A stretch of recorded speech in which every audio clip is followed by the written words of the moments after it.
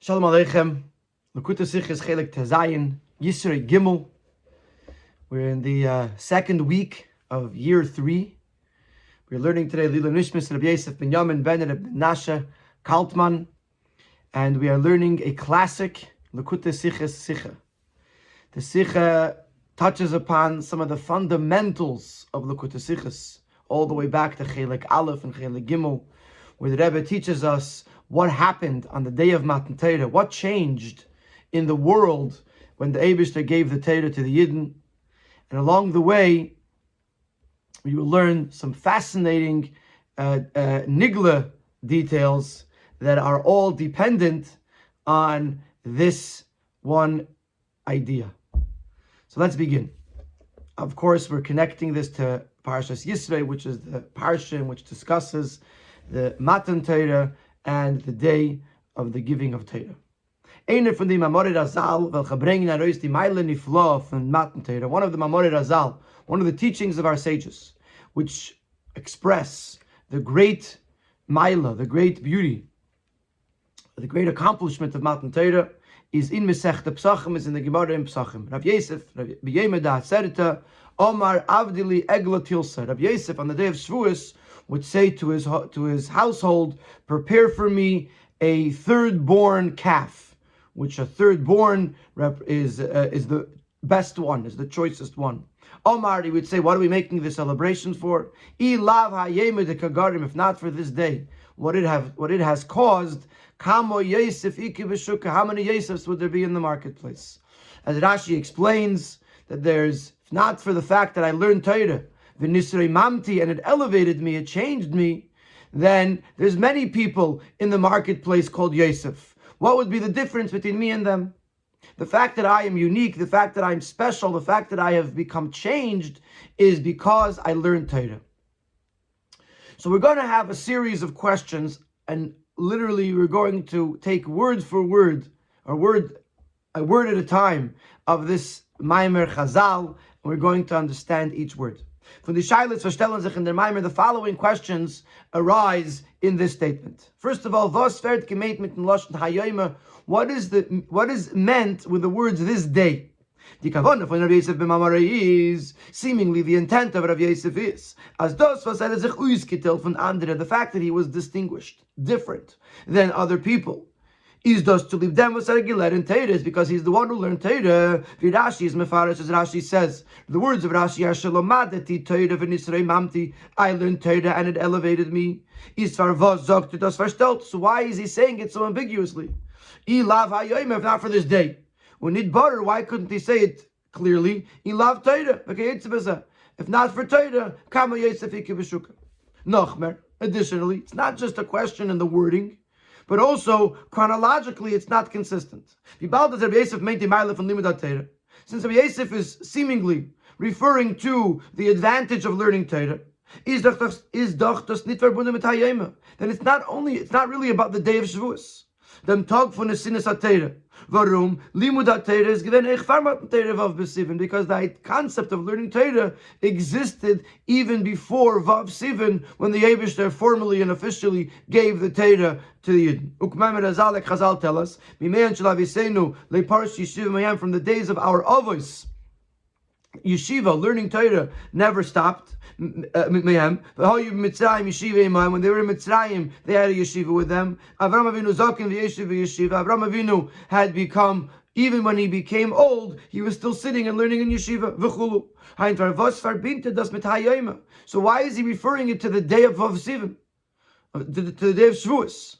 If it's about learning Torah existed even before Vav Sivan. Ich darf verstehen, was ist Moshe de Kagarim? The way he words it is Ilav Hayoyim, if not for this day, de Kagarim, what it caused. So why is he adding those words? As well, doch maspik event when Razak Blaze Ilav Hayoyim. It would have been sufficient to say if not for this day. Why does he have to add the words which it caused, or what it caused? So we're going to try to answer this in Sif Beis by saying that Rabbi Yosef is not talking about the Maila of learning Torah. He's talking about the fact that Yidden were chosen as the Eibishter's chosen people on this day. And that's what Rabbi Yosef is referring to, that there's many Yosefs in the Shukah. The fact that Yidden are special is because of Shavuos. And the Rebbe is going to refute that by saying, with a number of points. Number one, Rashi says Shalamadati Torah, and number two, this doesn't identify the uniqueness of Rav Yosef. It identifies the uniqueness of all Yidden. We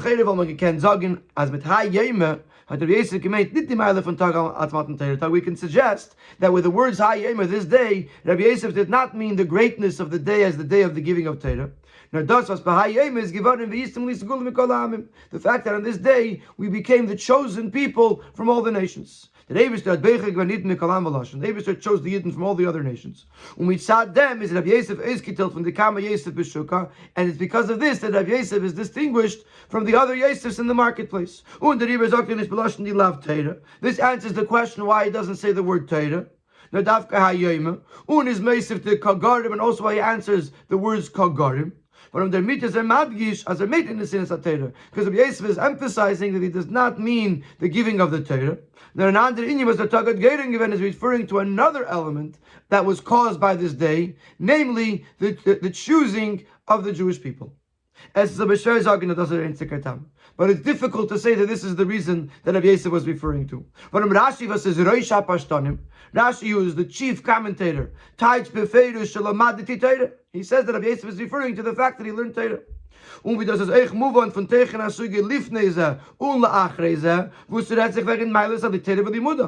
it's also understood from the context, the discussion in the Gemara before the statement and the discussion in the Gemara after the statement, as he mentions in the Haris 7 and 8, are talking about the Maila, the advantage of learning Torah.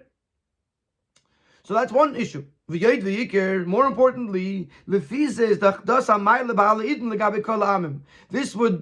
mean that Rabbi Yosef is talking about the advantage of a Yid over other nations. And for my Rabbi Yosef is mashma, as a red wegen a Meile miyuchedes boy legabe andere Yidden. From the way Rabbi Yosef speaks, it implies that avdi li eglo tilsa, make for me a choice calf.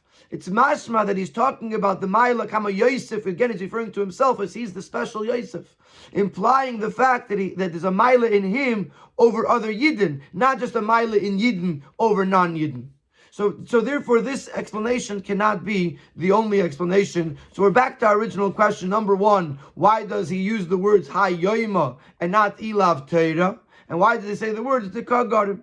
In Sif Gimel, he's going to ask another couple of questions. Nach Kama Yukim in the Maimon from Rav Yosef, there's additional nuances that need to be clarified in the statement of Rav Yosef. Aleph, Farva Zokter Kama Yosef Ika.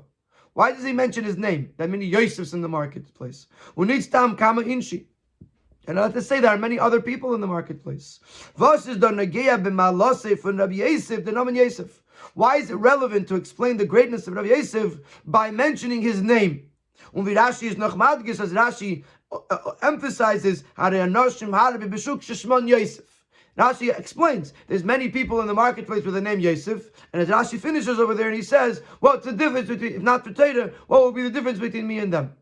But why Shishman Yosef? Because there are many people in the marketplace, and the reason I stand out is because I learned Torah. Base. Was is uisen zu meise sein mit dem Zugeben Beshuka? Why does he add the word in the marketplace? Why couldn't they say, if not for the fact that I learned Torah, there are many Yosefs around? And what would be the difference between us? Man kann nicht sagen, als mit will Madgi sein, die Anderskeit von die Kama Yosef. Aber sie gefinden sich Beshuka und nicht bei Medrash where Yosef gefindet sich. And you can't answer that by saying Beshuka, by saying that there's many Yosefs in the marketplace. Rabbi Yosef is highlighting the differences that the other people are in the marketplace while he is in the Beis Medrash learning Torah. But das ist verstandig Wort Beshuka, because that would be understood even without the word Beshuka. Wenn nicht matten Torah, wohl doch bichlal nicht gewenk im Beis Medrash. Es wird gewen hafach von Beis Medrash, Shuka. If not for matten Torah, there would have never been a Beis Medrash. Wherever you would go in the world, it would be the opposite of Beis Medrash, namely a marketplace. So what Rav Yosef is saying, if not for Torah, there would have been many people in the Sukkah. There would have only been a Sukkah. So it can't be that he's coming to highlight the difference between Rav Yosef and the others that Rav Yosef is in the Beis Medrash. So the question is, in that case, why does Rabbi Yosef add the words b'shuka? So in Sif Daled, he is going to introduce to us an understanding of the uniqueness of Matan Torah, and it's based on, as I mentioned earlier, on other sichos and Likutei sichos, maybe with a little bit of a different twist over here of Mitzvah V'Isa. As we'll see, that Matan Torah we became commanded to do Torah mitzvahs, which, as we'll see, has a very important impact on what we're doing. So, and based on that, based on understanding what is the uftu, what was accomplished, what was changed on the day of Matan Torah, based on that, we'll understand. We'll begin to understand what Rabbi Yosef is trying to say. The Bir Bazeh, Sif Dalet. Here's the explanation. The Pashto says the chiluk zwischen limud Torah v'kiyum mitzvahs from far Matan Torah. The Pashtos we can explain the difference between the learning of Torah and the fulfillment of mitzvahs before Matan Torah. The fact that the Yidden, that obvious that learning Torah existed before Matan Torah, we already mentioned earlier. In the Maimer Chazal, from the days of the Avos, Yeshiva never stopped. We also find similar Mamorei Chazal, similar statements from Chazal with regards to mitzvahs. For example, Avraham Avinu fulfilled the entire Torah before it was given. So what's the difference between the between Torah and mitzvahs before Matan Torah, unoch Matan Torah, and that which we do and learn after Matan Torah? So here's the basic difference. As far Matan Torah is there kiyum mitzvahs given in anefim von eine mitzvah v'eser. Before Matan Torah, the fulfillment of mitzvahs was in a manner of not being commanded to do so. Ulachrei Matan Torah is given by Eden beifin to mitzvah v'eser. After Matan Torah, it changed to the status of being commanded to do so. What is the accomplishment? What is the difference from if the person is commanded to do so? Is not in them gavre von der mitzvah. It's not only in the person who's doing the mitzvah that he receives a greater reward because he's fulfilling a commandment that he was told to do. No, it says and iluyin chefze von der mitzvah. The primary change is in the object of the mitzvah. Far Matan Torah.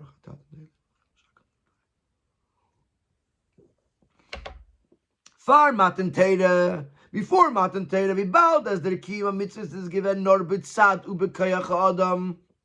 The fulfillment of the mitzvah was being done because of the person, and therefore he was using his own strength to do so. Nit mitzadem tzivit von beide, and not because Hashem commanded him to do so. Hat sein Maisa mitzvah nit gekent uften in der Chefze. His deed, his action of a mitzvah could not impact the object mit welcher mekayim gven the mitzvah with which he was fulfilling the mitzvah, ashinui b'mehusei ve'echusei mibriyusei, to change its definition from the way it was created, to change what it is. As a zolveren achevtze shel mitzvah, that it should change from a physical object, a neutral physical object, to a mitzvah object. The shinui un uftu is given or b'shaychasum gavre. The only change that could have happened because of the doing of the mitzvah is to the person. He did it, so something changed in him. Then when the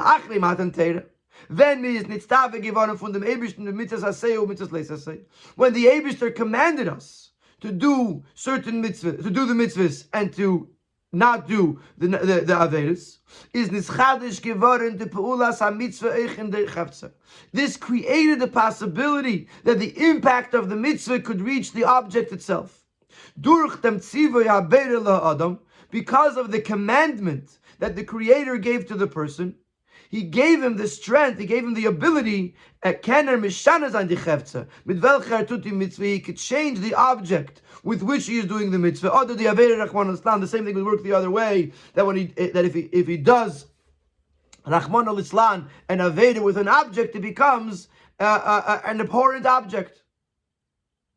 So only after Hashem gave a mitzvah, gave a commandment, only then does Hashem give does that commandment give the person the ability, the strength to transform an object into a mitzvah object, into a holy object. Shas hayid's mekayim mitzvah meint us as der gavre tut a mitzvah.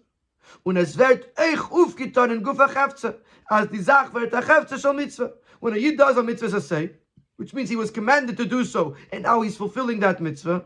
So A, he as a human being, as a person, is doing the mitzvah, and B, it's impacting the object which is being used for the mitzvah, that it becomes a mitzvah object. Person takes an esrig and makes a bracha on it. The esrig becomes a chefta shel mitzvah, and we'll see later in the sikha that there are actually halachic ramifications to that. The Alder Chesed said the same thing would apply in the negative. B'shas ben tut rachmana l'tzlan an aveda is p'ulas aveda nitner in the gava. When a person transgresses a sin, it doesn't just affect him as a person. There's peilt eich in dem chefta. It also affects the object. As the chefta vert nishtana, the object becomes changed. A davar misuav, it becomes an abhorrent thing.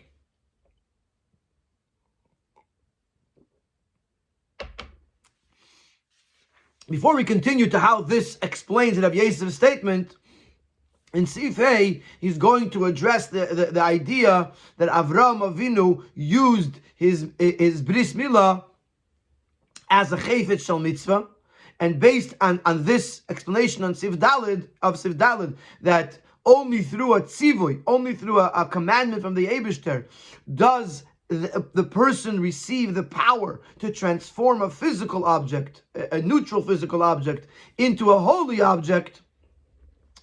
This will help us understand the story, this detail in the story of Avraham and Eliezer. This is an example of this idea. This is also explained to us, and the Rebbe has explained this at length in other places, including Chelek Aleph and Chelek Gimel. Was when Avraham Avinu had gewollt beschweren Eliezer ben Akitas chayfetz shel mitzvah. When Avraham Avinu wanted to make Eliezer swear by holding on to a mitzvah object, hat him gesagt, Simna yadcha tachas yirechi, he said, place your hand under my hip, which of course is referring to the milah of Avraham. Was l'chayda is as hevechatznius. Was l'chayda is it's an immodest act to ask Eliezer to hold or to put his hand beneath the milah of Avraham. And the question is, since Avraham Avinu fulfilled the entire Torah,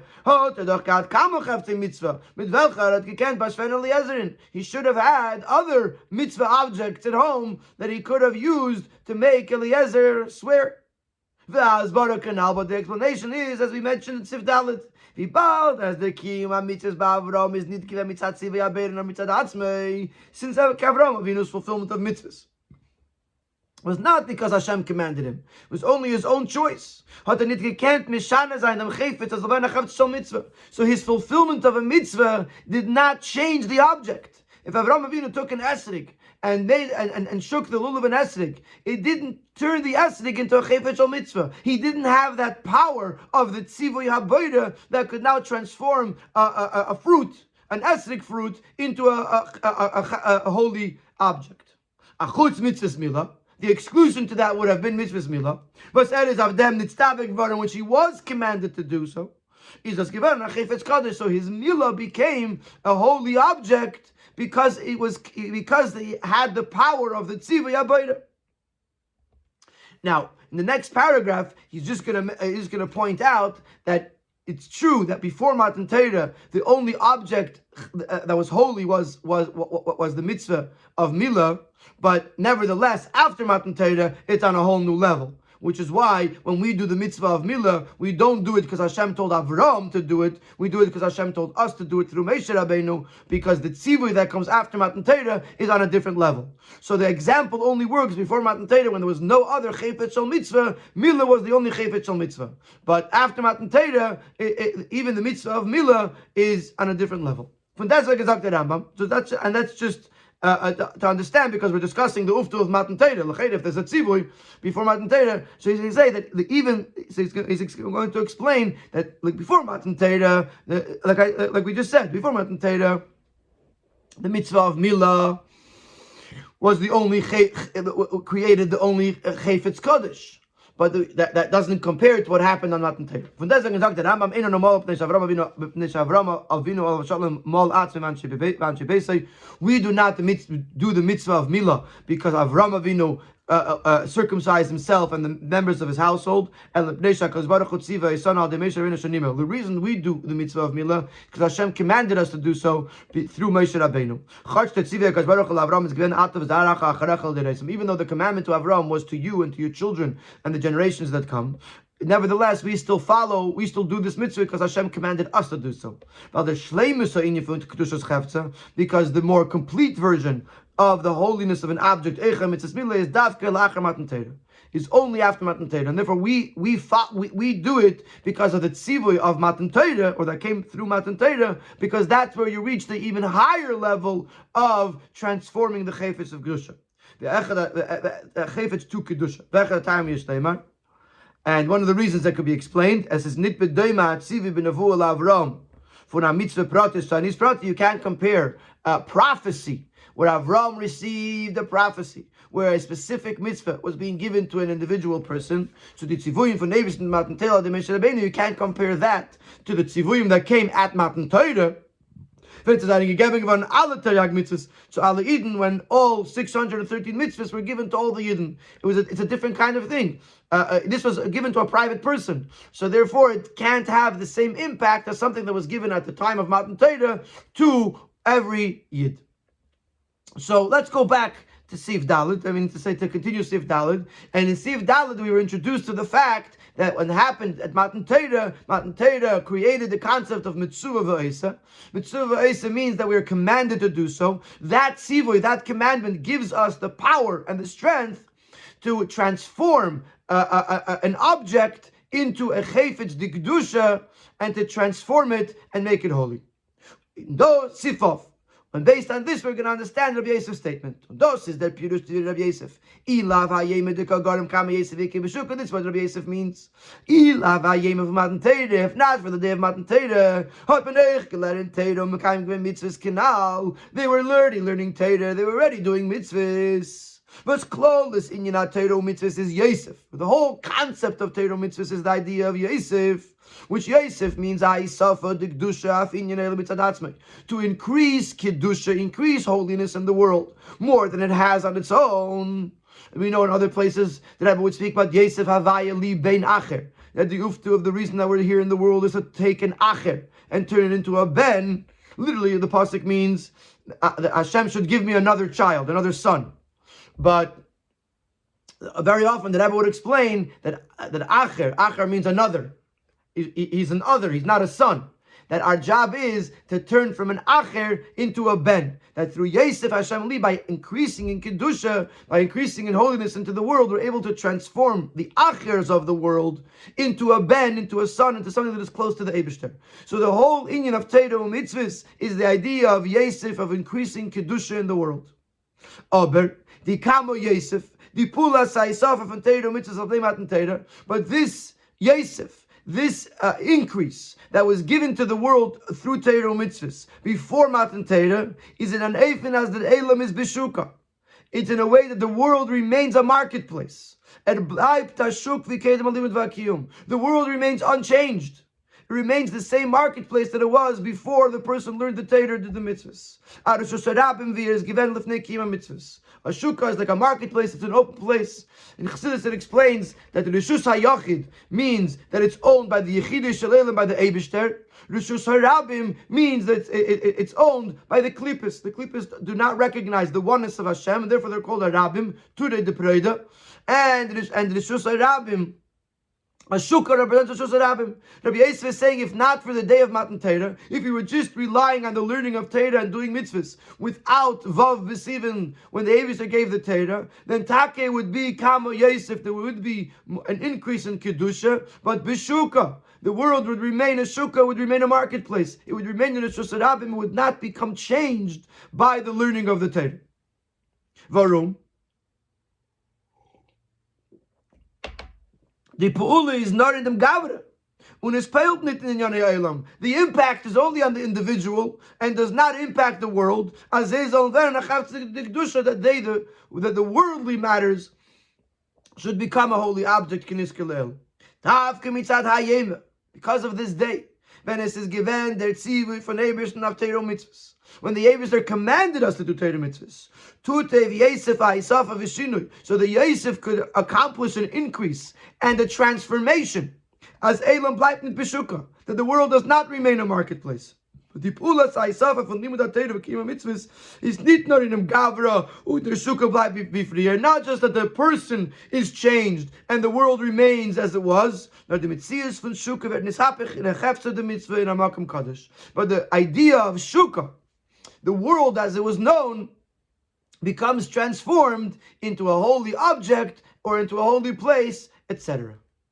So already now, if we go back to our questions, we can answer the Hayoima, because he's not saying if not for Torah. He's saying if not for what happened on Shavuos, when we became Mitzvah v'Oisa, then Kama Yosef Ika B'Shuka. It also explains why he says Yosef, because he's talking about not his personal name. He's talking about the Hisafa, the increase that happens to the world through the learning of Torah and doing mitzvahs. It also explains why he uses the word Bishuka, because he's talking about the world that is a Shuka, that is a marketplace, that is a Reshus Rabim. And through Torah, through Matan Torah, the Shuka becomes transformed like the rest of the world becomes transformed and becomes made holy through the learning of Torah and the doing of mitzvahs. We didn't yet talk about the Gourarie, which was another question that we asked, which will be addressed in Sif Ches, etc. Before we get to that, in Sif Zayin, he's going to address the Rashi, which Rashi says V'nisrei mamti, that I learned Torah V'nisrei mamti, and he's going to tell us something phenomenal, something absolutely out of this world.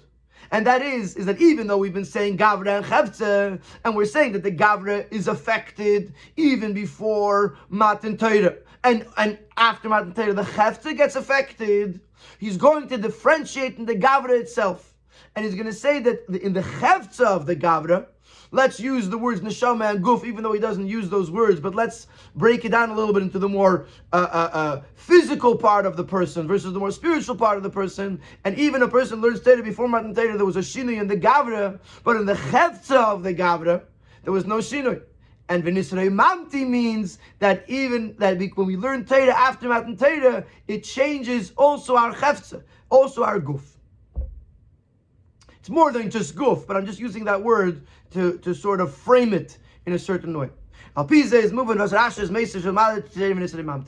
helps us understand what Rashi says when he said not only does he explain that Rabbi Yosef learned Torah, but he adds that I was elevated. Where does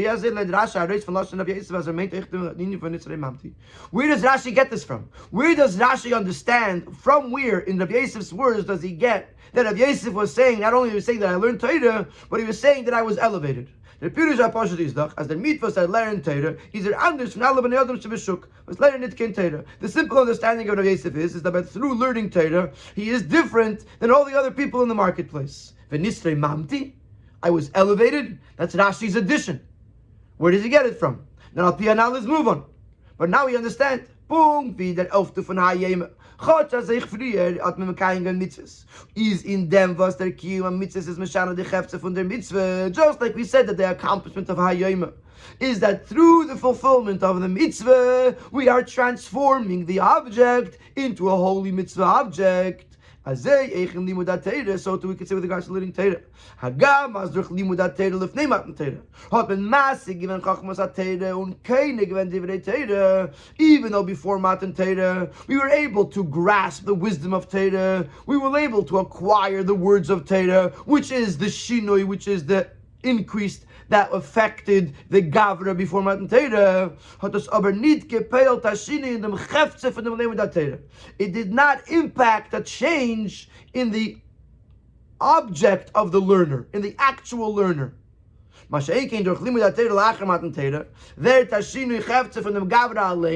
when a person learns Torah after Matan Torah, then the person himself, the chefza of the person, if you look at it as if it's an object, changes. V'nisrei mamti, I was elevated, says Rabbi Yosef. The learner becomes a higher level object, higher level thing.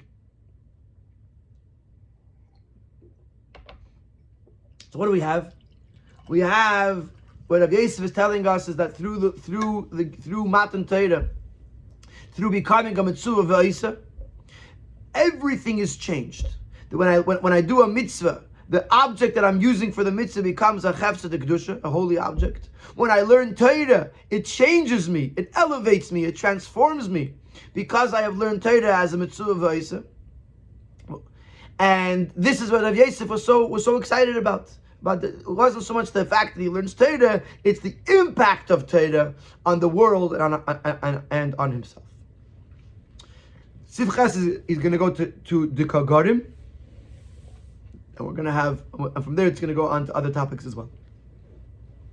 Based on this, we could also explain the lashon the Gourarie, which we, as you remember, we asked in the beginning of the Sikha. The Gourarie means it caused, because of this day and what it caused. Why can I say because of this day? Why does it have to say the words the Gourarie?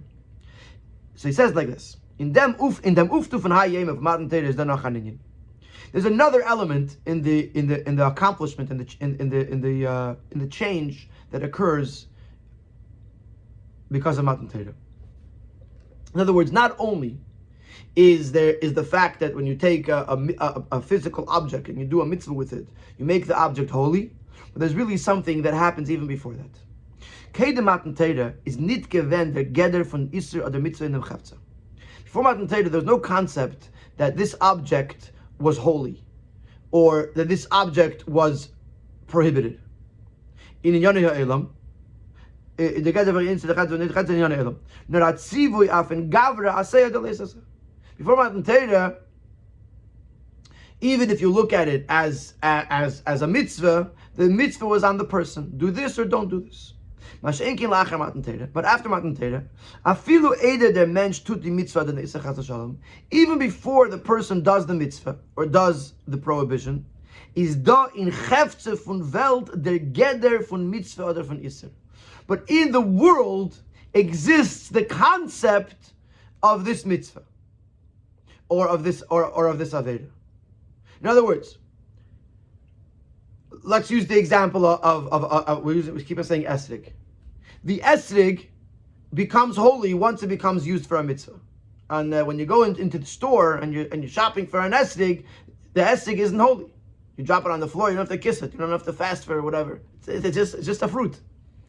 But the fact that this esrig could become holy, the fact that there exists the idea that an esrig could be holy, and this might be the esrig that becomes holy when a yid makes a bracha on it, that happened in Matan Torah. The whole concept that a physical object could become holy, that is introduced at Matan Torah. We can find an example to this before Matan Torah, but me'ein dugma, it's almost an example. For the biyurim of them was Avram Avinu hadn't become mitzvah milah. One of the explanations that's given why Avram did not do the mitzvah of milah until he was commanded to do so, Hagam Askim Avram Avinu kol Torah kulash lanitna, even though he did the rest of Torah, even though it wasn't given yet. So the explanation is like this: Hey, yes, as is dan nit given kein mitzvah von milah. Since the mitzvah of milah didn't exist, is b'meila nit given in der mitzius von Torah the ganze Geder von Erla. So then there was no Torah concept of a foreskin. That's prohibited, that has to be removed, and so on and so forth. B'meila is dan eich nit given a mitzius von Malzen in Erla. So therefore there couldn't be a concept of circumcising the foreskin. As well given a chetech b'alma, it would have been just cutting skin. The whole idea of a bris is only to remove something that's not allowed to be there. But before Matan Torah, there was no such concept that it's not allowed to be there. Now, Hagamas al derech zeh zeicher b'achilas matzah v'keitzah. Even though you could say the same argument with regards to eating matzah, if matzah is not a holy, then when you eat matzah, you're not doing anything. As es ist dann nicht gewähnt der Geder Matzah und kam in Yoni Mitzvah Zakeitzah, that the idea of Matzah didn't exist. Und von deswegen gefiel mir Achilles Matzah. Nevertheless, we find that Avram Avinu ate Matzah. Und Kiyum kol ha-mitzvahs by Avram u'banav acharav, and the fact that Avram and his children did certain mitzvahs. In other words, if the Geder of holiness or the Geder of prohibition doesn't exist, then how could they do any mitzvah? Is the Asbari in them? So it can be explained. As es is given al kolponim der Geder von Achilas mitzvah. The idea of eating, which is a mitzvah, did exist. Und chilukim in der Achila, pas lechem ben abokar v'chulu. And there was different things that you could eat. You could serve. You could serve a bread. You could serve meat. The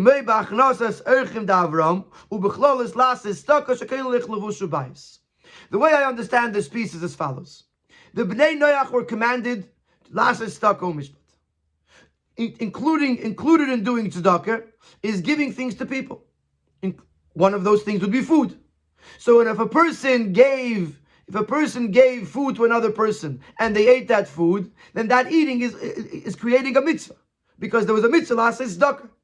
So once there was the idea of eating as a mitzvah in the world, then if you eat matzah, it's just sort of piggybacking, so to speak, on this idea that you could eat and it's a mitzvah.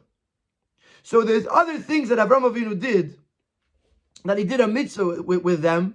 It's because the idea already existed in the world as a mitzvah, and Avraham took a piece of matzah and he ate it as a mitzvah. But those were all positive things. Mitzvah say, when you look at the mitzvah of milah, with the mitzvah of milah, what you have to do is you have to cut something. It's a mitzvah say, but it's a mitzvah say that in order to do it, there has to be something that's asur. So if the asur part doesn't exist, then you can't do the positive part. So that's one nakuda. One nakuda is that you can't compare eating, which was already a mitzvah in some way, to the bris milah, in which you're trying to do a positive action on something that's not asur.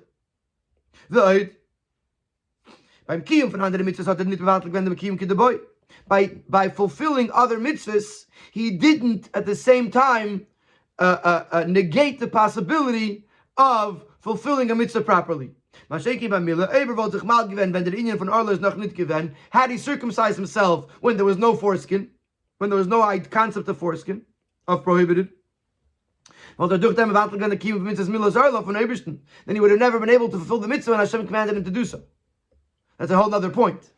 Is that you can't do the difference between milah and matzah is that had he done the mitzvah of milah when there was no arla, then when the arla became an arla, he wouldn't be able to do the mitzvah because the arla was gone already. So therefore, in other words, the reason this is an example to what we're trying to say is we're trying to bring out this nakuda that the arla of Avraham Avinu, until Hashem told him to be mal himself, was not considered a davar asur. But once Hashem told him to do so, then the arla became something that he was not allowed to have, and therefore he had a mitzvah to cut it off. Let's take this to after Matan Torah. Azay zech lacher Matan Torah gufe. Punkt wie in Yisurim seinen doch die Zivuim von Torah nicht nur a Chalei Sisraf and Gavra, nor the Chefz Alein is a davar HaMesuah, just like when you're talking about prohibitions. So these commandments don't just create a prohibition on the person, but rather the object itself becomes abhorrent, becomes problematic. As the same thing is in the positive. That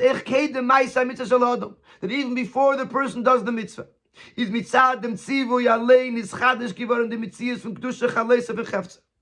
that because of the commandment, it created the possibility that this item will become holy.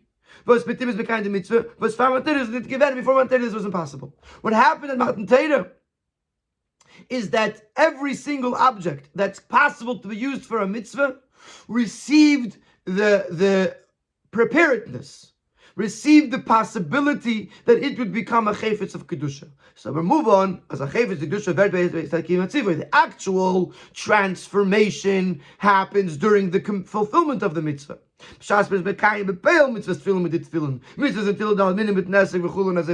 When you actually do the mitzvah, but the ability, the potential for this object to become kodesh happened at Matan Torah.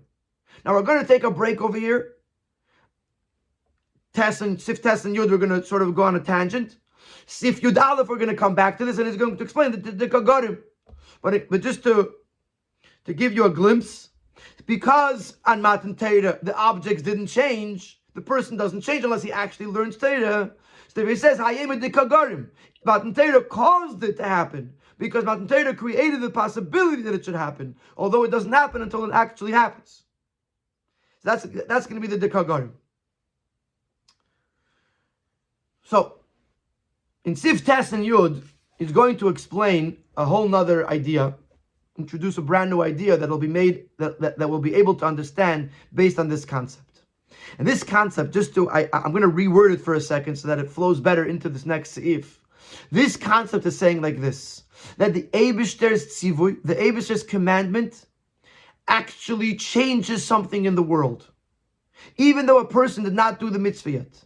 But something changed in the world, something changed in this esrig, that it now is potentially a holy object. And that's the chiddush of Sif Ches. Till Sif Ches, he was saying, Hashem gave the Torah, Hashem gave us the ability to change the world. What he's saying is like this, that there's two levels, there's two stages. Stage number 2 is when the person actually does the mitzvah. But there's a stage number 1 that started at the day of Matan Torah, when something happened in the world that everything that may be used for a mitzvah one day received the ability, received the potential to be a davar kadosh. And because of that, and because of that, a change happened on the day of Matan Torah, which is why it's hayoyma, like we'll see later. Now, this will help us understand a teaching in Mechilta that is seemingly not understood. Pasuk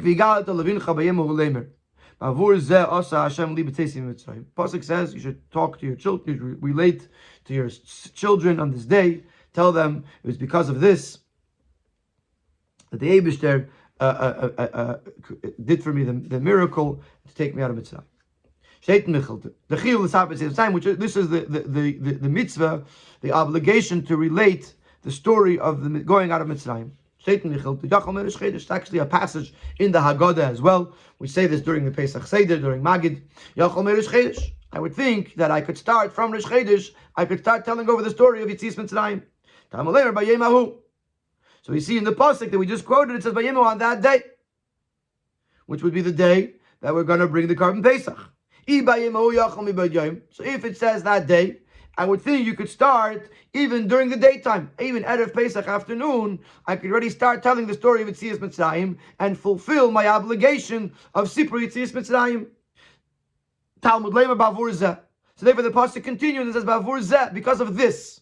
What is this? Bavur Zeh le'amarti ela b'shah sheyesh matzah.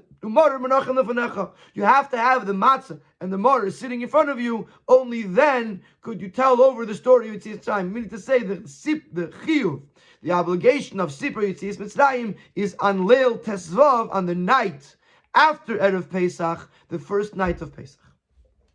Learn in Mefarshim. So the Mefarshim explain, as the chiyuv yivigal to levincha Sipur Yetzias Mitzrayim zol zayin minish chedesh. Why would I even think that you should start telling the story of Pesach on Rosh Chodesh? So the Mefarshim explain, because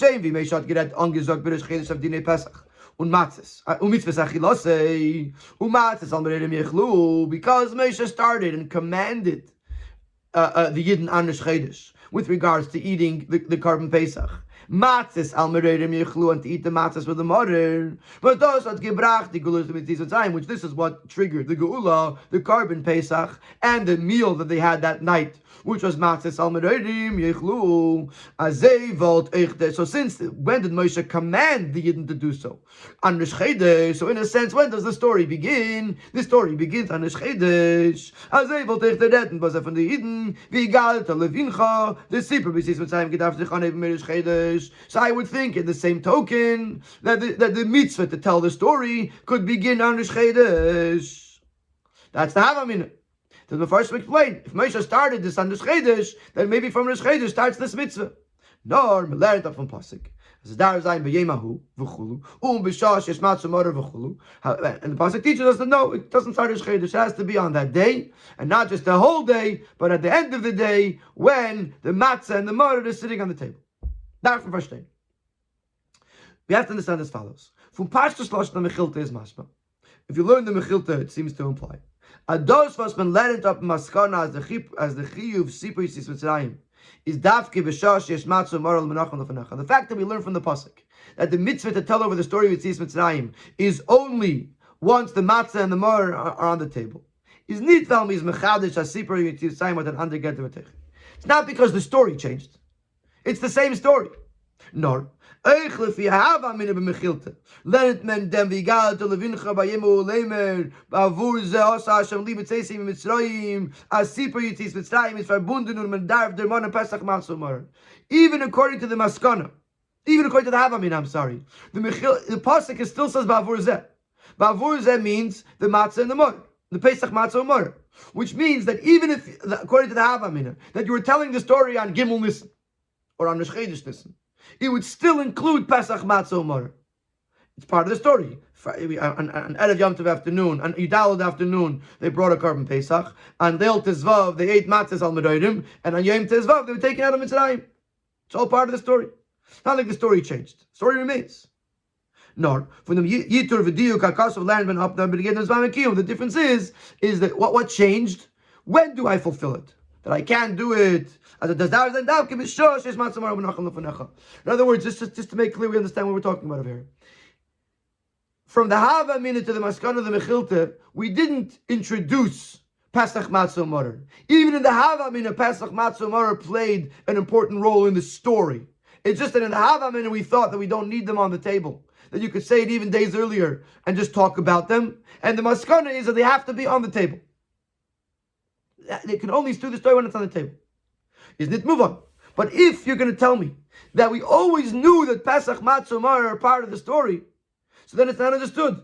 Was für das Scheiches auf dem Pesach Matzah Morer, was der ganze Metzies ist geworden erst bei Leil Tezvav Nissen zu Rosh Chodesh.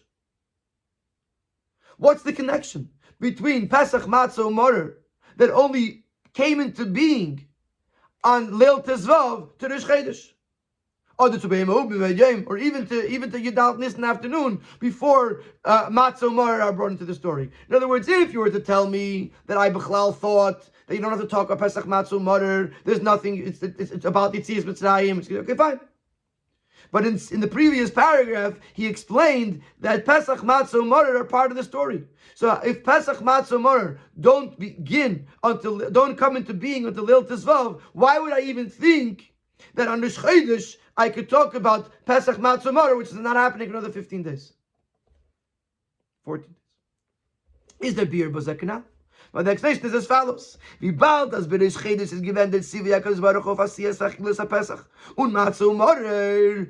And since Rosh Chodesh, there was a commandment from the Eibishter to do the Korban Pesach, to eat the Korban Pesach, and to eat the Matzah and the Morer. Ishen demot mitzad HaTzivoy. Based on what we said in the previous seifim, that when the Eibishter gives a tzivui, like he did at Matan Torah, this creates in the world the concept of the Chavtza Shel Mitzvah. So when the Eibishter gave the commandment of Pesach Matzah Morer and Rosh Chodesh Nissen, this brought into the world the idea of Pesach Matzah Morer, even if they don't exist until later.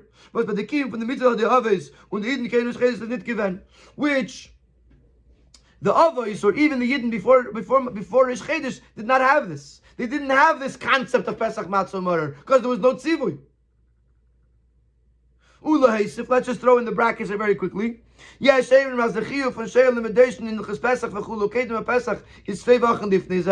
one opinion that holds that the mitzvah to discuss and to review the laws of Pesach begins 2 weeks before Pesach. It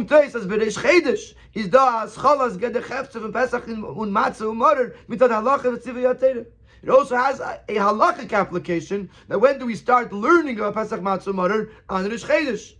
So that's the Havamina. But mainly when we can't zagin. Therefore, I would have thought as that the mitzvah of telling the story begins already by Rosh Chodesh. The dibur v'sipur v'gin Pesach Matzah Morer in Tzizas Taim sheba al yodai. You can already start talking about Pesach Matzah Morer and the Yitzias Mitzrayim, which came because of it. As far as Torah is concerned, Pesach Matzah Morer already exists. Even though you didn't shecht it yet, and even though you didn't prepare it yet, and even though you didn't bake the matzah yet, and even though you didn't grind the morer yet, and even though it doesn't exist yet in reality, but as far as Torah is concerned, it exists. Because once the Torah gave the commandment for it, it created its possibility in the physical world. It exists, at least its concept, conceptually, it exists in this world. and therefore Yachol Merish Chedesh. Therefore, I would think that a yes, that there's a tzivui for it, that it's already Pesach Matzah Marer is enough, existing enough in this world that I could start telling the story of Yetzias Mitzrayim with the Pesach Matzah Marer that are part of the story.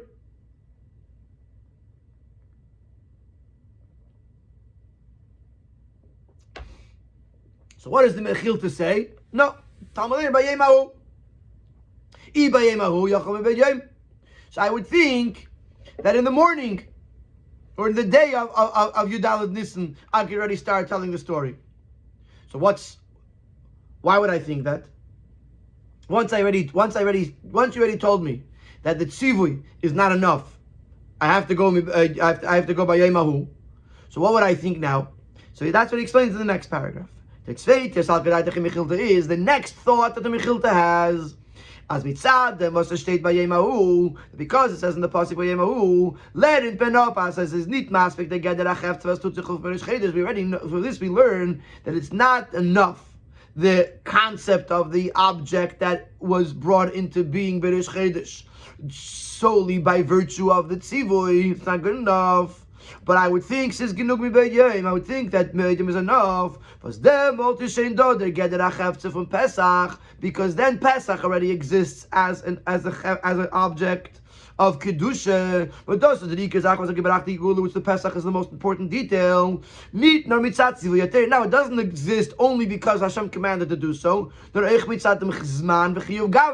at this point in time, there is actually an obligation on the person to fulfill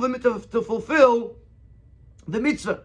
In dem zman is the chiyuv b'poyel aftem gavre to makas on the carbon pesach. We're at a time where the person actually has a chiyuv to bring it. It's not just that the tzivi was given; they should give it in 2 weeks, and the tzivi created the geder achefza in the world, the idea of the concept of it. No, we're holding 14 days later, where the person actually has an obligation to bring a carbon pesach. So that's why I say, okay, fine, maybe that's enough to start the tzipri tzis mitzrayim.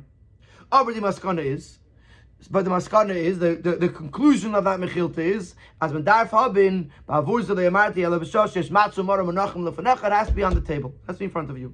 Then is shaykh suder mana the mitzvah from Pesach matzu mora. When can you actually mention the mitzvah of Pesach matzu mora? Umekayim zay the mitzvah from tzipur b'tzis mitzrayim. Was it the mitzvah b'udan and to fulfill the mitzvah of telling the story b'tzis mitzrayim, which is connected to Pesach matzu mora? Nor b'shas is the chiyuv b'peil for matzu mora balayla. Only when that person actually has the chiyuv at night, when the mensch halt beim ton ma'aseh mitzvah, when the person is ready to actually do the mitzvah, und sever der chalei mitzvah der chafetz b'peil, and the transformation of the mitzvah occurs in the actual object, nit lefnei, not any time before that. So, one more paragraph. When das is nit no ben get to matzah u'morer. This is not just relevant to the mitzvah of matzah u'morer, which was only in the evening of Tezvav, of the 15th day of Nisan. We also need the carbon pesach to be the change in the chefza of the carbon pesach happens at night.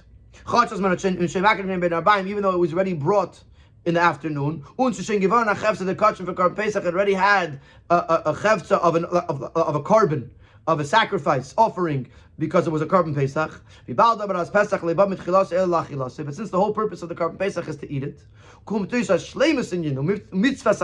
carbon pesach,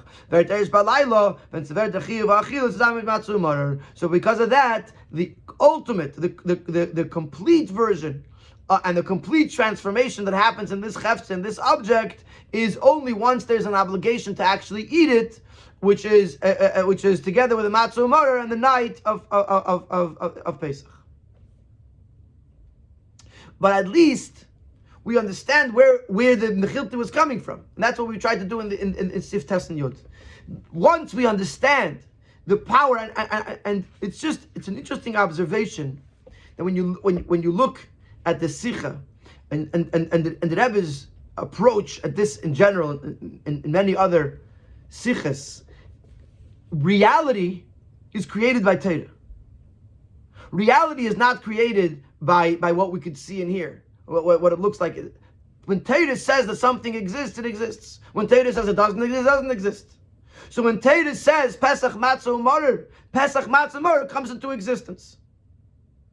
Now, bepayol mamish, since we're in a physical world, we can't really do the mitzvah until we can actually do the mitzvah.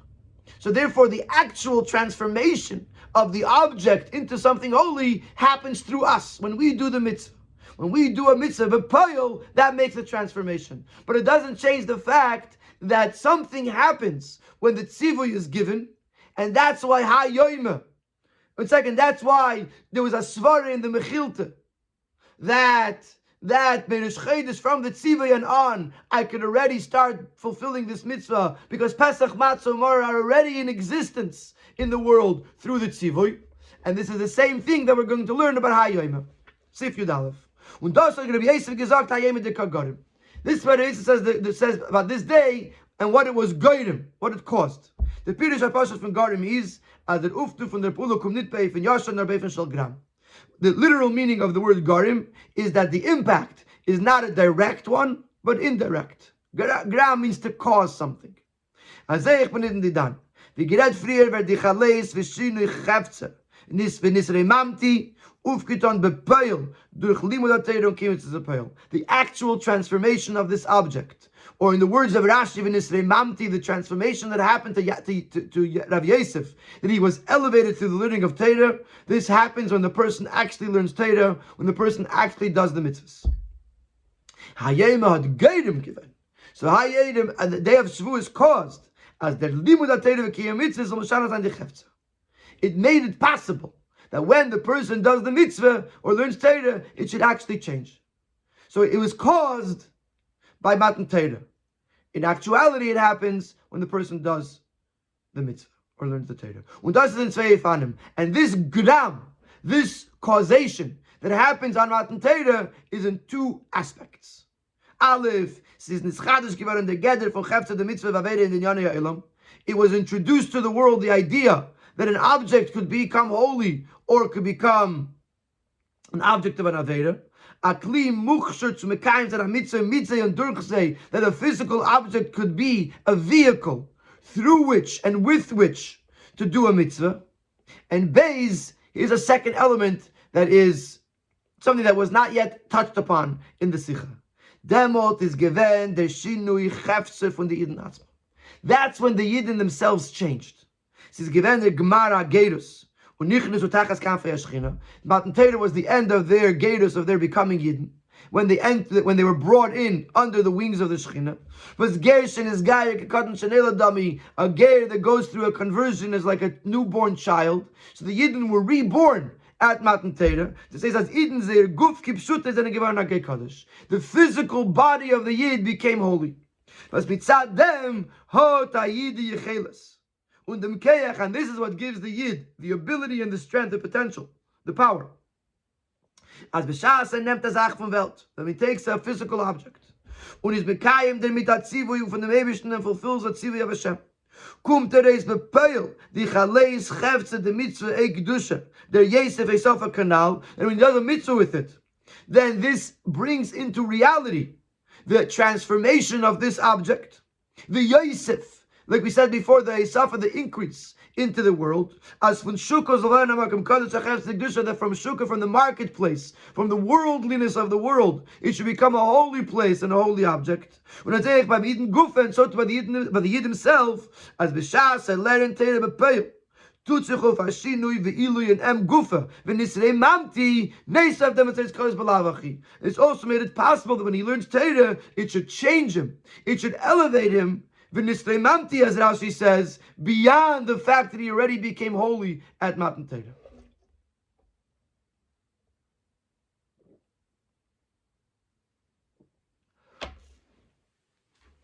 So now we have an understanding of what happened at Matan Torah.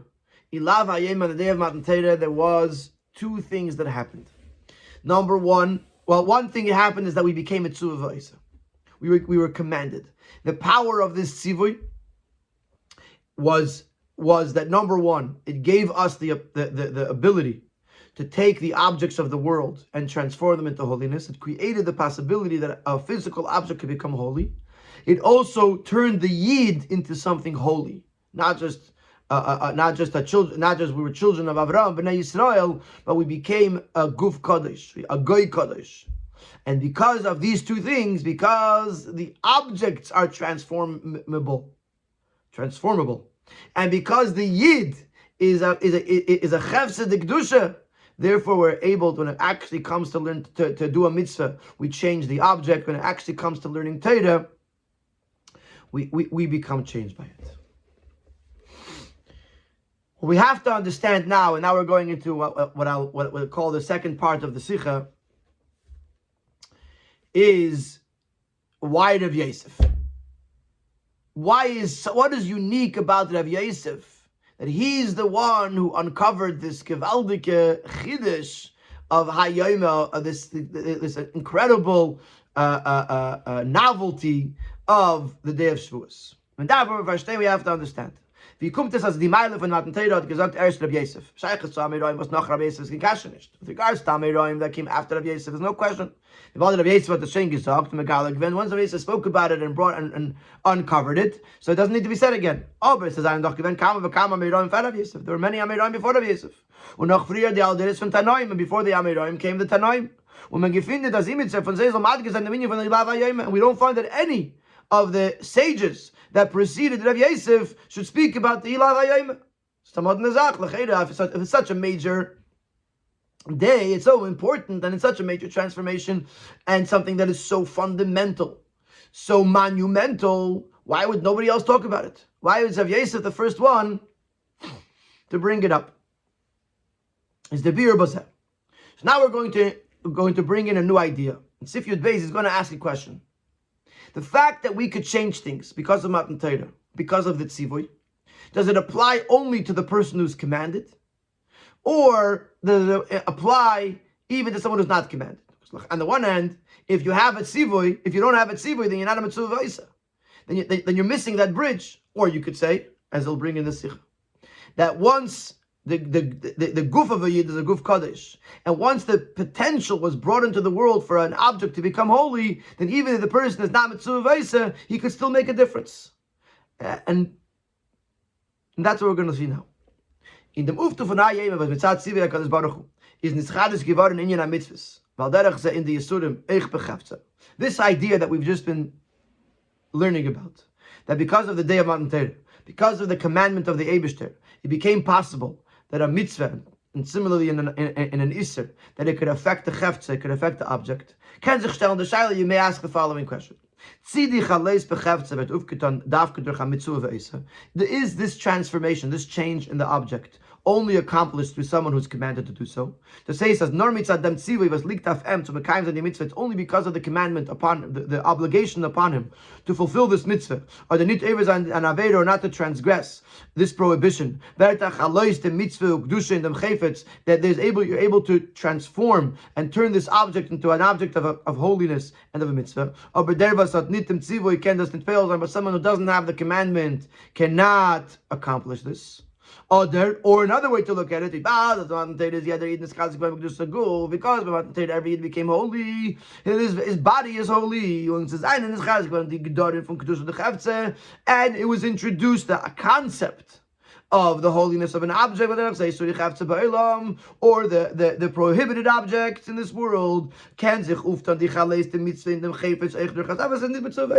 once you have the tools, once you have the person who has a Guf Kaddish, and you have the idea of a Chefze de Kedusha, then even if someone is not actually commanded to do so, it's also possible. So do you say that you have to be a Mitzvah V'Isa because you need the Tzivoy? Or do you say the Matan Torah made it possible that even a non-Mitzvah V'Isa could still do it? Ulu Dugma. For example, there are women that are potter from Mitzvah Sesser that are dependent on time. Von deswegen, seinen doch da kama Mitzvahs, was sie megen tot, there are various mitzvahs that they are allowed to do. Here's the shaila. See, all the mitzvahs was they doing is not a pulas adam. These mitzvahs that a woman who's not obligated to do and she's doing it anyway, is it just the action of the person, or it's impacting the object, it's transforming the object. It actually have halachic ramifications. And here are two practical halachic applications from this question. In a din by esrig, as is katsoy lekulu yemer. There's a din by esrig that once you use an esrig, it becomes designated for the whole sukkahs. And you can't decide in the middle of sukkahs, I want to eat it, I want to make jam out of it. Once it was used as a mitzvah, it becomes designated for the rest of Yontiv. You can't eat it or do anything with it for the rest of the 7 days of Sukkot. Is the shaila?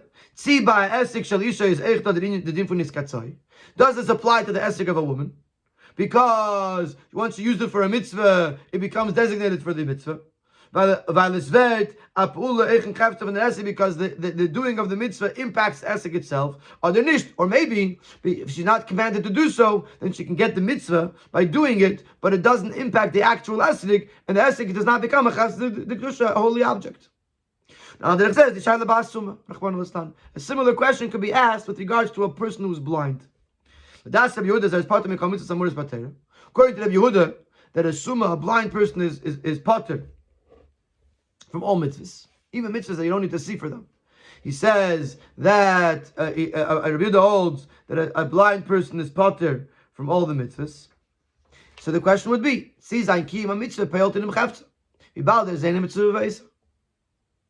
does the mitzvah being done by a blind person, does it have an impact on the object, even though he is not commanded to do this mitzvah? Or no, like we said earlier, that it's still possible for him to have this impact. From this, we're going to go straight to Rav Yosef, who was blind. Rav Yosef was a saginor. Literally, saginor means a lot of light. But it's an expression that the Gemara uses sometimes it's sort of a sarcastic expression or a nice way of saying that the person can't see. And how does Rabbi Yosef tell us about this blindness? He tells it to us in the context of mitzvah vayis. We find in the Gemara. Rabbi Yosef says, "Mereish have amina." At first, I used to say, "Man da Amar Halacha Rabbi Yehuda da Amar Suma Pater min mitzvahs." Whoever will come and tell me that the halacha is like Rabbi Yehuda, that a blind person is pater from the mitzvahs, Ka'avdina yemetava the Rabbanan, I will make a celebration for the sages, for the people. My time. What's so exciting? Because even though I'm not commanded, I'm still doing mitzvahs. So Rabbi Yosef felt that the fact that he was not commanded to do a mitzvah and doing it anyway was a very great thing. And he used to say, I'll be very happy to find out that I'm not a mitzvah v'oisa, because that means that the mitzvahs that I do are of even more importance. But now that I heard what Rabbi Chanina taught, Rabbi Chanina said it's greater to do something when you're commanded to do so than when you're not commanded to do so. So now that I know it's different, it's not like that. If someone tells me the halacha is not like Rabbi Yehuda, and I am obligated to do the mitzvahs, then I will make a celebration for the Rabbanon. My time is the agrat, because if I'm commanded, I have more schar. So at first, Rabbi Yehuda thought that it'd be better to be a not mitzvah v'oisa, because it means that he's doing more for Hashem, even though he doesn't have to do it. He's doing, sometimes he say when you're commanded to do so. If you're told to do something and you do it, okay, fine, you were told to do it. But if you do something that you weren't told to do, it's extra special because you weren't even told to do so. That's what he thought at the beginning. Later he realized that there's more schar for the mitzvah v'oisa. So he says, I wish to find out that a summa is chayiv in the mitzvahs and the halacha is not like Rabbi Yehuda. Now, from that maimer is muchach. From this statement of Rabbi Yehuda, is evident the following two things. Number one, as Rabbi Yosef is going to suffix, Tzidi Allah is the Rabbanon, Asuma Chayiv mitzvahs, other Rabbi Yosef, Yehuda, as what we call mitzvahs. Number one, he wasn't sure whether the Allah is like the Rabbanon, that Asuma is obligated in all the mitzvahs, or the Allah is like Rabbi Yehuda, that he is not obligated in all the mitzvahs. Bay is another thing we see in the statement from Pashtus Allah Shman Damar Li Allah Rabbi Yehuda Avdina. From the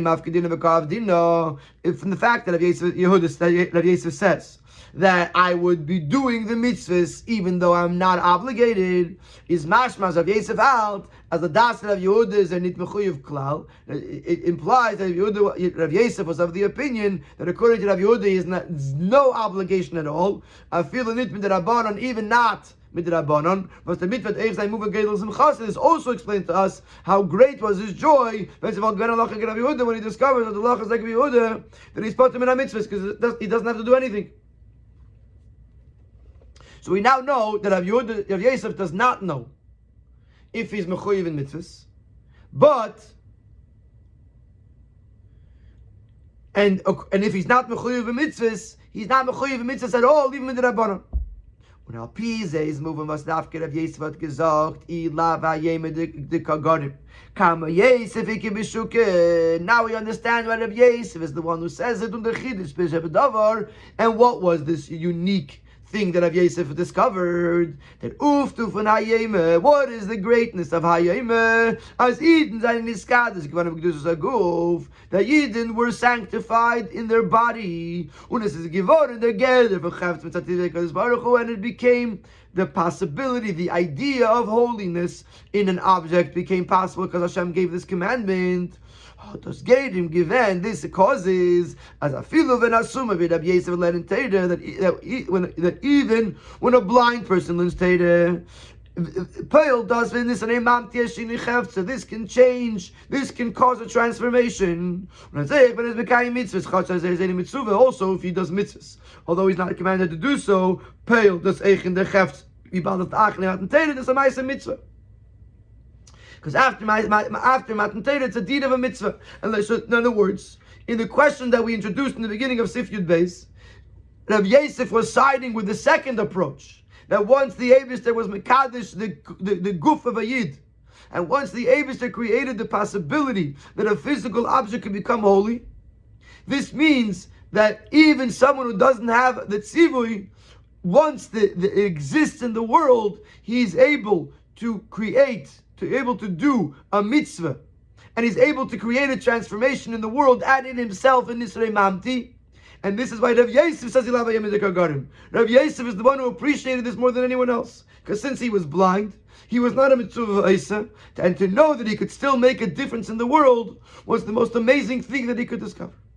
And that's why Rav Yosef is the one who is so excited about Hayom, the Kagarim.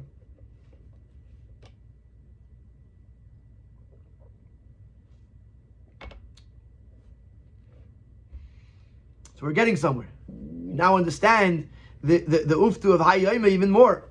The fact that it's able to help, so to speak, the person who is not mitzvah Isa. We have two issues. Number one, even if the non-mitzvah Isa can also make a change. You can't take away and say that he's on the same level as the mitzvah Isa. The mitzvah Isa still has the power of the tzivui. That's problem number one. Problem number two, Rabbi Yosef wasn't the first blind guy.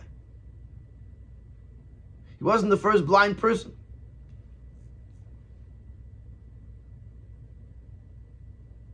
So why didn't the previous blind person come up with this Ilav Hayom? That's what he's going to explain in Sif Yud Gimel, Sif Yud Daled. What was unique about the Rav Yosef himself, more than any of the other Chachamim, even those who may have been blind, that Dafke Rav Yosef was the one to uncover the greatness of Hayom. Sif Yud Gimel. It's still not smooth. Since this whole concept, you're transforming an object is only because of the commandment of Hashem, is mistaber l'chayda. So it seems to imply, it makes sense to say, as in limud atayda kiyam mitzvah when a mitzvah v'isa is there geder v'chalei sechafsa merer l'shtarkem v'banit mitzvah v'isa. It would imply that this transformation that's occurring, if the person is commanded to do so, it would be a greater transformation than the one who's not commanded to do so. And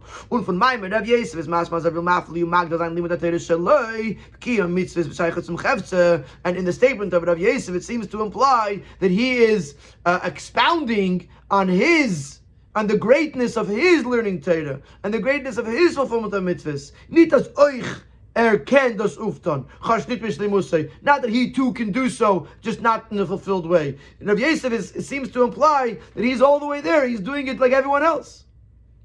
And it would seem that a mitzvah v'isa can do it better than him. So why is Rav Yosef sort of ignoring the differences between mitzvah v'isa and not mitzvah v'isa? Also, we didn't fully answer the question in Sif Yud Aleph. We asked, in the end of Sif Yud Aleph, we asked, why is Rav Yosef the one to uncover this? So it's not fully answered. Even if we're going to answer. That Rabbi Yosef's statement was connected with the fact that he's blind. Rabbi Yosef hat nicht gewähnt der erste Summe zwischen die Tanaim und Amoraim. He wasn't the first blind person. We find that also Bava ben Buta, who was before Rabbi Yosef, was also a blind person. Why don't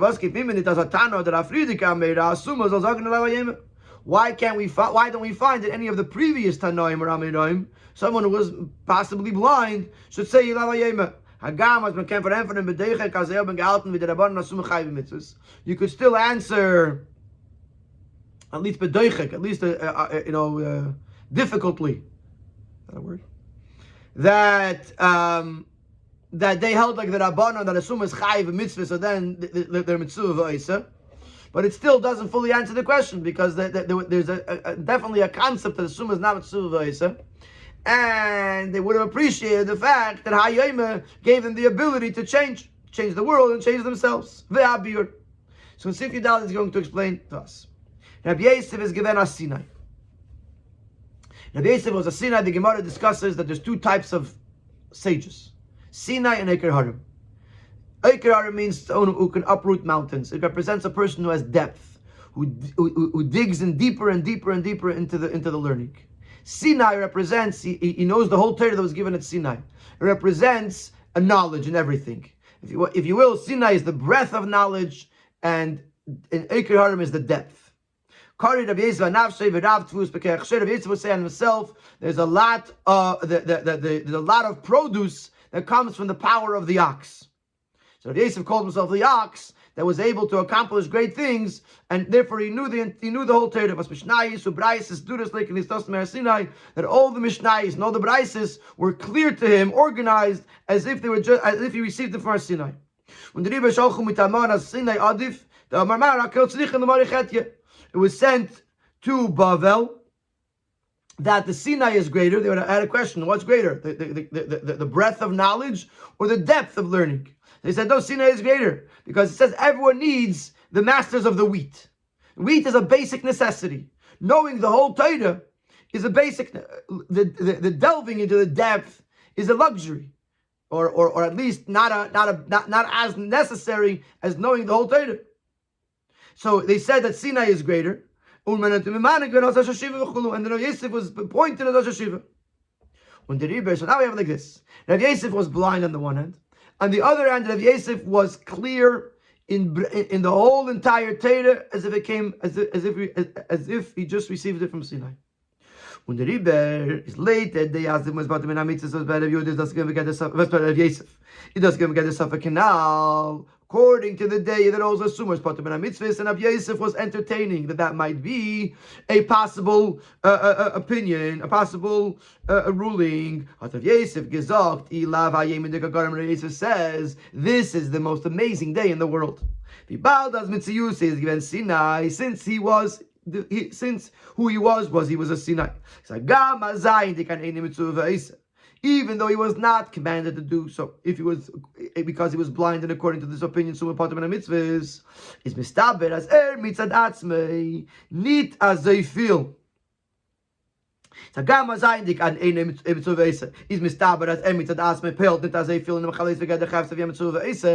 even though he because he was a non-mitzvah, it makes sense to say, like we said in the beginning of Sif Yud Gimel, that it's possible that he can't make the same level of a difference as someone who's mitzvah. However,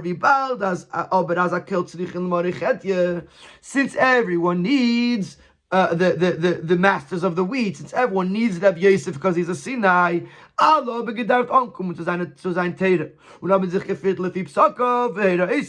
needed his Torah. Everyone followed his directives and his rulings, including those who were commanded. And therefore,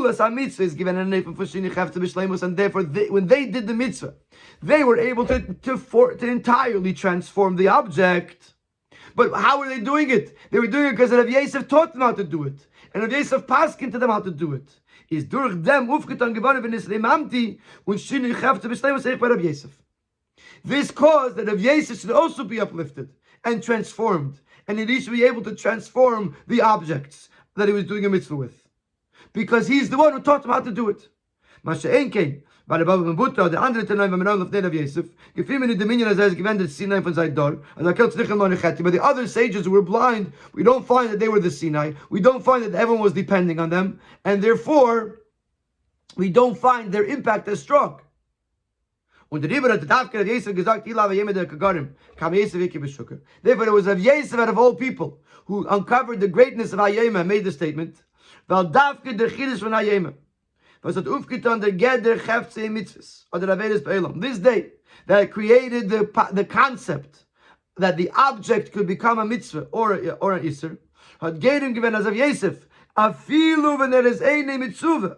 Nor wie bald there is given the Sinai von Derei, so zukommen zu V'nisar Imamti zum Tachas Hashem und Shini Chefze. This caused that of Yosef, even though he was not commanded to do a mitzvah, but because he was the Sinai of his Torah, he was able to reach V'nisar Imamti, he was able to reach the ultimate transformation of the Chefze, because of not through his own learning and not through his own kiyam mitzvahs, through the way he was able to impact others.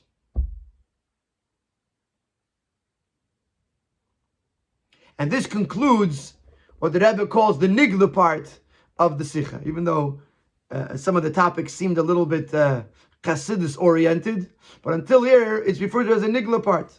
Rav Yosef's uniqueness was number one, that he was blind. Number two, that he was a Sinai. So on the one hand, he was not a mitzvah of Isa, but on the other hand, he was impacting everybody else in his day.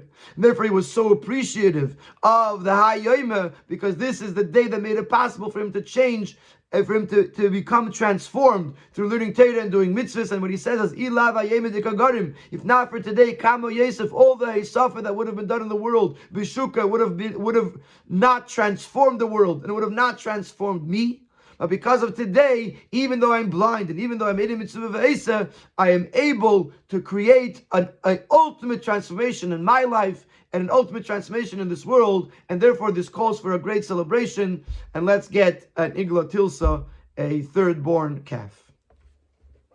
The final ois of the Sif of the Sikha connects this whole concept, the way it's being seen from the Nigla perspective with the Chassidus perspective. In this whole idea, we see how the deeper parts of Torah and the revealed parts of Torah are actually one and the same. This whole explanation, according to Nigla, is 100% consistent with what's explained in Chassidus. That everything, that all the impacts, the spiritual impacts that were caused through the Aveda of the Avis, only impacted Lamaila, the higher worlds. When the